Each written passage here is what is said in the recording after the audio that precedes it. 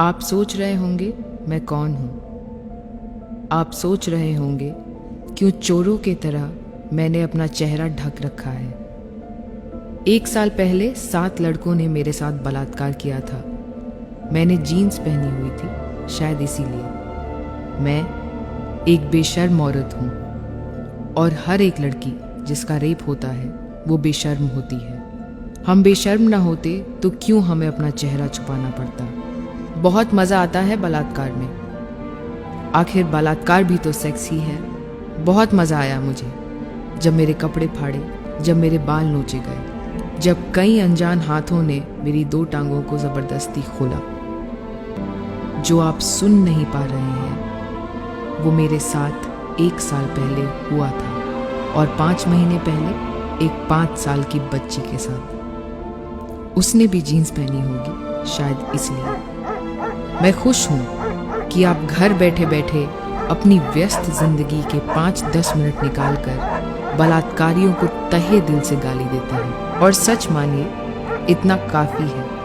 हम जिन लड़कियों का बलात्कार होता है वो ना किसी की बहन होती हैं, ना माँ, ना बेटी। हम कहीं और से ही आए हैं। इसलिए आप चिंता मत कीजिए। रेप जैसी घटना आपकी माँ, बहन, बीवी या गर्लफ्रेंड के साथ कभी हो ही नहीं सकती। मुझे याद है, निर्भया के रेप के बाद चीफ मिनिस्टर शीला दीक्षित ने कहा था, मैं ज़्यादा कुछ नहीं कर सकती।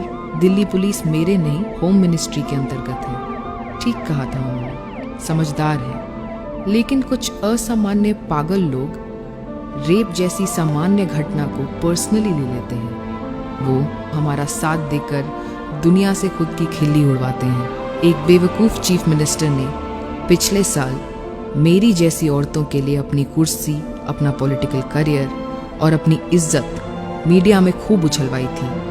वो भी पुराने सत्ताबाजों की तरह कह सकते थे कि दिल्ली पुलिस मेरे अंडर में नहीं है, मैं ज़्यादा कुछ नहीं कर सकता। लेकिन उन्होंने ऐसा नहीं कहा। इसीलिए बदले में उन्हें बहुत कुछ मिला।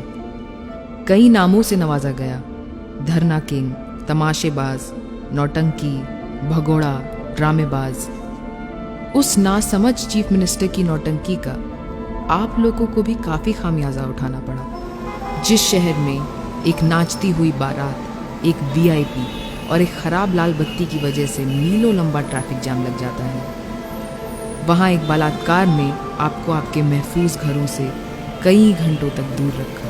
फिर 26 जनवरी, जिस दिन पूरा देश फक्र से अपने महान गणतंत्र होने का जश्न मनाता है, उस दिन एक ड्रामेबाज ने पूरे देश का ध्यान हम जैसी बेशर्म औरतों पर खींचने की कोशिश की। मैं अपनी जैसी तमाम बेशर्म औरतों की तरफ से उस धरने के लिए आपसे माफ़ी मांगती हूँ। 7 फरवरी को मैं और मेरी जैसी तमाम बेशर्म औरतें अरविंद केजरीवाल को फिर अपना वोट देंगी।